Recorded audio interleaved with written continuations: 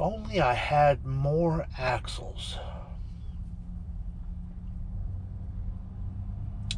Yeah, more axles.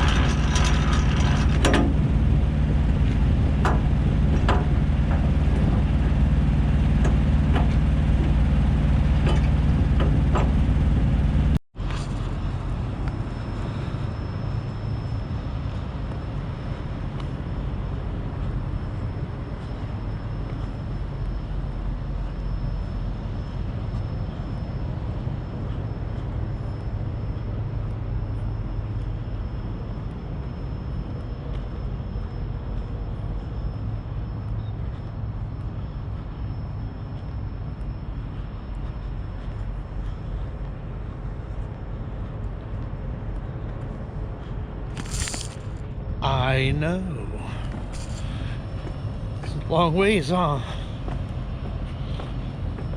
So here's the deal.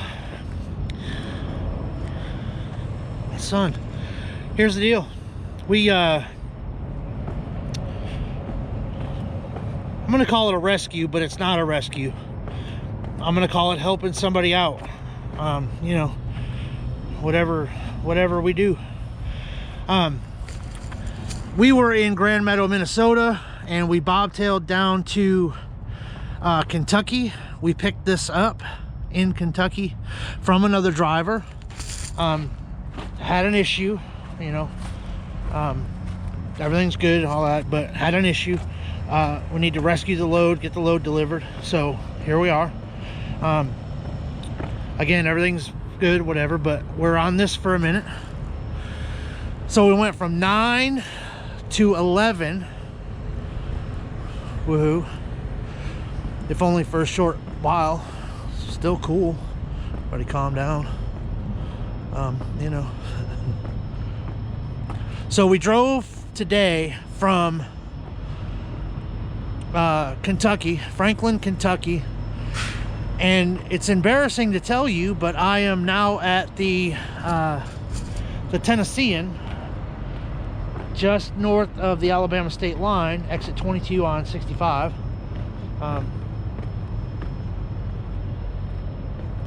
We're having permit issues, so it's all good, but we're having permit issues. So and there's 2 pilot cars involved. Length.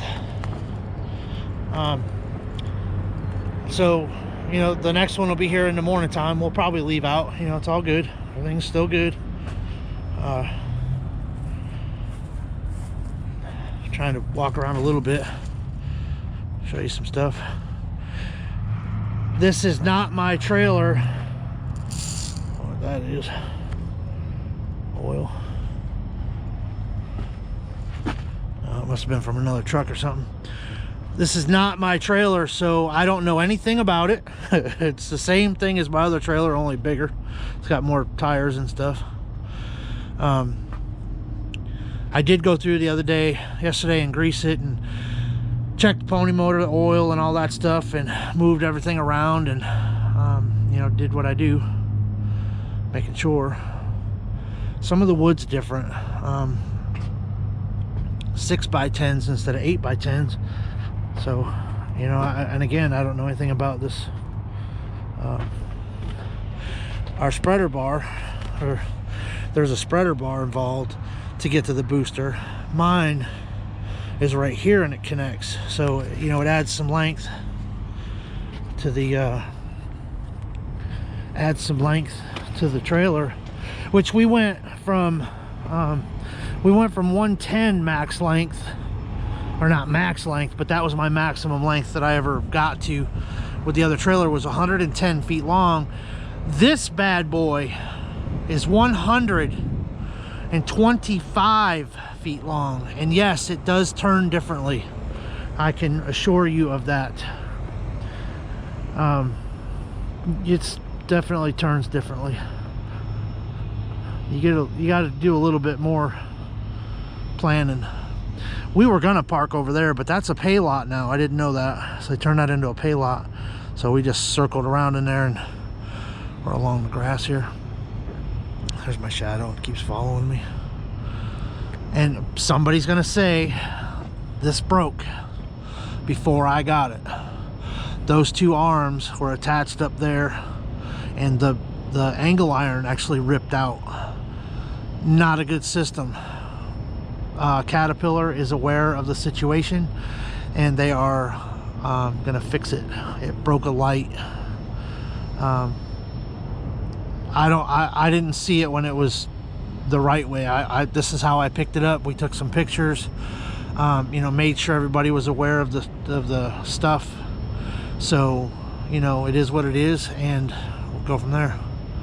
Our destination, you know, where we're delivering, they know about it. So, you know, everybody's been made aware of it. So no worries. Some of this wood. Some of the wood, there's more heavier wood than, you know, what I'm used to. Usually I have 2 of these 10 by 12s, and on here there's 6 of them, if I'm counting correctly. So I'm gonna say 6 because that's what it looked like. Yeah, 6 of them. Nose is running. Corona. Yeah, not much damage, but you know, that bracket's broke and stuff, and I'm not touching it because, you know, I can't lift this anyways. But I really wanted to take a chain or something and, you know, maybe hook it to those and go across the cab and pull it, but you know, you don't never know. I'm not trying to screw anything else up. I figure it like this: they know about whatever's going on, so I'm gonna leave it just like that, and that way I'm not, you know, I don't get in trouble for anything. You know, it's all being taken care of. But this is a Caterpillar 345B material handler, and I'm hoping to get some video of us pulling in, maybe some of what it does. It's going to a scrapyard, so they put stuff on this end, and it's got the grappling hooks. So, and it, you know, swings scrap from one place to another, and it's kind of cool. It's used, old, beat up, but I mean, it still runs. You know, anything can be rebuilt.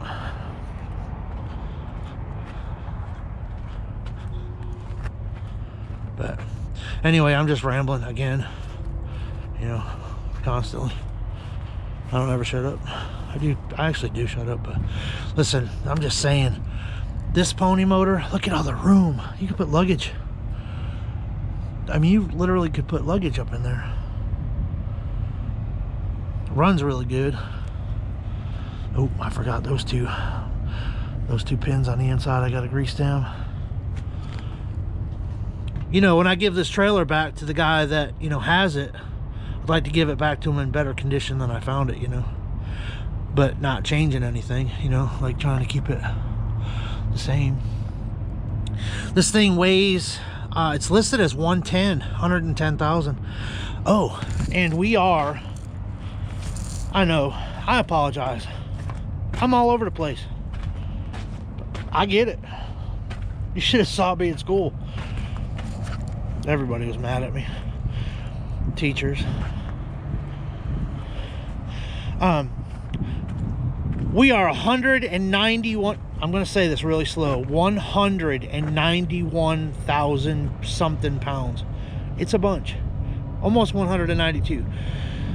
And yes, that's the heaviest that I've ever been so far. This is the longest that I've ever been so far. We're 13 feet wide. It's no big deal. And we're only 12.6 high or something. Like, again, no big deal. The load is not a big deal. What's the big deal is the trailer and the stuff that goes along with it. Let me see if I can get a sort of a shot. My pilot car just took off. It's really bad. We only drove 150 miles today, but permits and just stuff. So, you know, I don't know. I guess it happens, but you know, whatever. I am super curious to see how far this goes down when we unload, because it looks like it goes lower than my trailer by far, like a lot. Like my trailer, my 9-axle trailer it just looks higher. This thing looks like, I mean, this thing looks low. It's almost like a low boy. Like it's low. Like it's pretty low. Like you could go get a tape measure right now and measure from there to the ground and then take that off of the total height, and then you would know how low it would go. But we won't do that. We should do that, but we're probably not gonna. But I'm curious how low this goes too. You know, I've never had this trailer. Like literally it was already loaded. All these chains and stuff are the other drivers. We're just going to take care of it for them for, you know, a week, I guess, till I get back up to Grand Meadow, and then probably switch back over to my trailer, 9-axle, and go back to tearing stuff up, you know. But have I rambled long enough? Probably. Look at that thing. Oh. Must be Valley Transportation about my raise.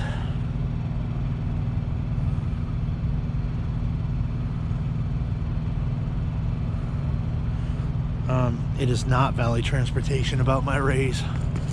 Go figure. Just kidding. Alright, listen, I'm gonna stop this rambling thing. We're going to just south of Birmingham, Alabama with this thing, and hopefully we're gonna be there tomorrow.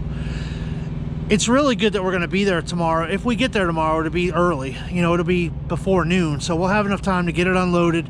I've never put this trailer together, and having the conversation with the see, more rambling, I apologize. Having the conversation with the other driver, he was describing how he puts the thing together, the Jeep and the stuff. So when I put my booster on, I put it up here, facing forward. The booster actually goes back there. I'll go back there in a minute. This Jeep is going to go turned around facing that way with that up against the tongue, and then there's a piece of wood that goes across for the landing gear, and then this booster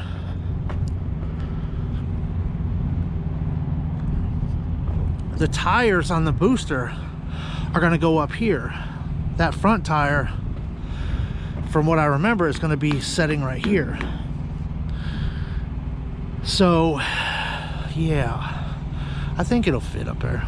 Again, I've never done it, so I was talked through it. I took some notes. I didn't take any notes. I'm so bad at that, really. I kept a lot of things in my head that I'll probably forget most of, but we'll muddle through it. Listen, one of the cool things, this is a cool trailer. Like, it's better, and it's not a big deal, but this has the hydraulic neck. So there's an arm up there. I have a lever and a gas motor that this will flip up and over. Instead of having to use a forklift to do it, it'll just flip over. So all you gotta do is move the kingpin, which is way, you know, way better. There's the hole for the kingpin. So, you know, it's different. There's gonna be some stuff. It'll be a challenge, you know, the first time. You know, but we'll get through it.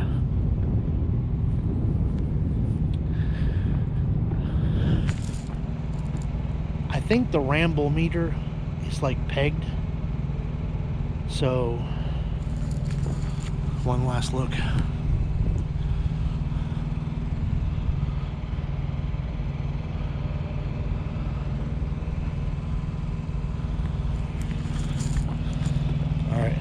listen, I apologize, the truck's dirty. Weather. The weather from Minnesota to down here is completely different, even though I have a jacket on. Listen, I appreciate you guys watching. Seriously. All the new subscribers, hello. Nice to see you, and see you nice.